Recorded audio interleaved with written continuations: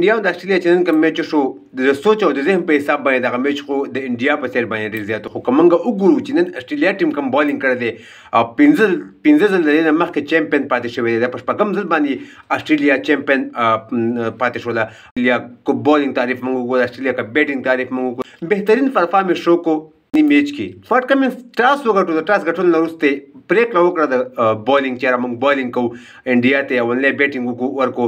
همدغه وجه د هغه کم سوچ او کم فکر او کم هغه چې کم پلان برابر کړی و چې موږ دویم بیټینګ کوو، په دویم بیټینګ باندې دغه سکور راوړي چې ارسنال په سکور پوه شي. خو انډیا چې کم نن دغه نن وکټ چې څه رقم جوړه وه، استرالیا چې په څه رقم لوبه وکړله داسې په انډیا هم کولی شوله. انډیا په دغه 200 میچونو کې دغه 11 میچونه یو طرف ته، نننی میچ چې کوم انډیا دغه بل طرف ته، ځکه چې انډیا نن ډېر کم سکور وکړل، په کم رنزونو باندې وشو 240 سکور باندې انډیا ټول ټیم اوټ شو.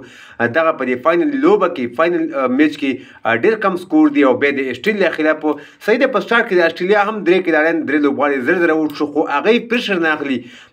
ساوث افریقا پریشر اخلي، نیوزیلینډ ټیم یې اخلي، افغانستان ټیم یې اخلي، پاکستان ټیم اخلي، داسې نور ټیمونه شو هغه پریشر اخلي. خو واحد د استرالیا ټیم دی چې هغوی پریشر ټیم کې هم لوبه کوي. هغوی که درې لوبغاړي په 40 باندې اوټ شو، که په 100 باندې 15 اوټ شوی وی، خو دغه میچ د استرالیا ګټو ځکه چې هغوی پریشر نه اخلي. وروسته هغې سره چې کوم بیټینګ دی شپږم اووم پورې هغوی هم ښه بیټینګ کوي. دغه شپږم ځل باندې د چمپیون پاتې کېدو چې استرالیا ټیم په شپږم ځل باندې دغه ورلډ کپ کې چمپیون پاتې شو او یو ډېره بهترینه لوبه یې وکړله. راشو انډیا د بیټینګ طرف ته. انډیا بیټینګ طرف نه روهیت شرما ښه بیټینګ وکړو، ویرات کوهلي ښه بیټینګ وکړو، خو هغوی 2-3 بیټسمینانو خو لوبه وکړه، خو وروستو کوم بیټسمینان چې هغوی بالکل سکور ونه کړ. که هغوی سکور کړی وی او انډیا به کم از کم 280 290 300 سکور پورې دغه هدف ورکولی شو، بیا به میچ بل طرف ته تللی، میچ به بیا ډېر زیات کانټېدار وی او یو ډېر سخت طرف ته به تللی وی. خو ډېر کم سکور و د استرالیا چې 3 کسان زره اوټ شو، خو د هغې نه وروستو چې دی هیډ او کوم بل بیټسمین چې ورسره ولاړ و 190 پارټنرشپ یې وکړو، هیډ پکې سلیزه ووهل د خپل ټیم لپاره، دغه میچ یې په خپل نوم باندې.